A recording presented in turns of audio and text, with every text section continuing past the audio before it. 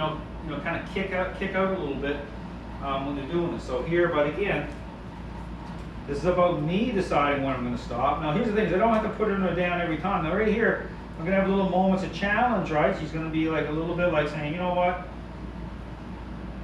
You see how I kind of bypass that. So she had a little moment there.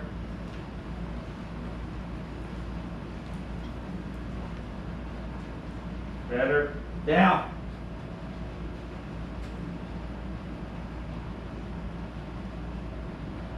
Very good. Excellent. See, this is great. This is what I want. Really, really good. Want her in a nice down. Sit. I said give the command. I'm gonna do this one more little lap around. She's doing really, really good. Very, very happy with this. Down.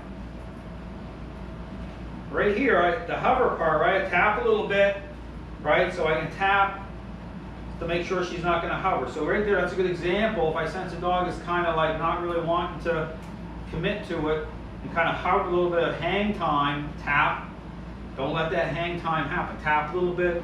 I want Bailey to commit. I want right down. So that was a good example of a little bit of hang time and me going against that. So this is a great, this is what you want. Really good. And so I can hang here. If I'm talking to somebody, this is the best place for her to be, in a nice down position. I'm on the leash. So if I'm out walking her or whatever, and I want her to really relax, put her into a down.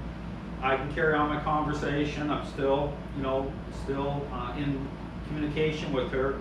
I can still nudge here and stuff. So if there's another dog around or whatever's going on, and then bring her up at a certain point whenever I'm ready to move forward. So right here, same thing. So as soon as I say sit, I'm going to start to pull up. Sit.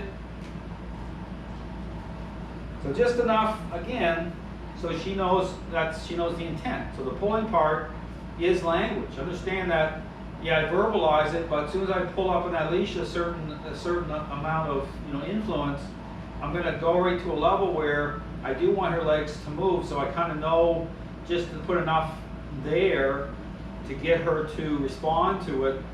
But again, depending on where you're at in the relationship, you may get more of a challenge reaction from the dog. Doing really well.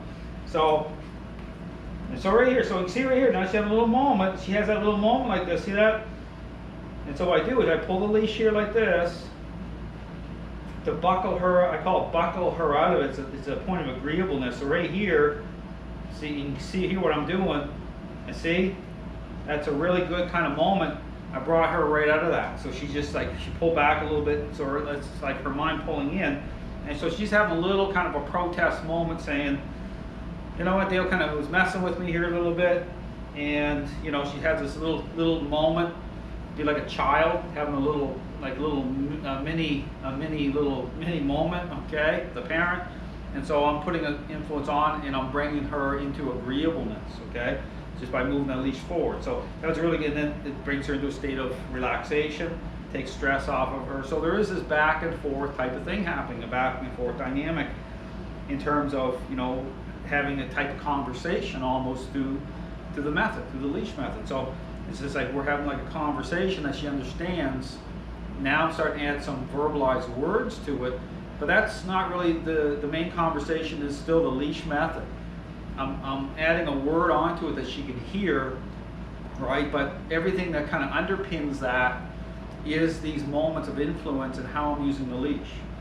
So it's like, the word itself, verbalizing, that's just like the top part of the iceberg. Understand, that's the best way to kind of think about it.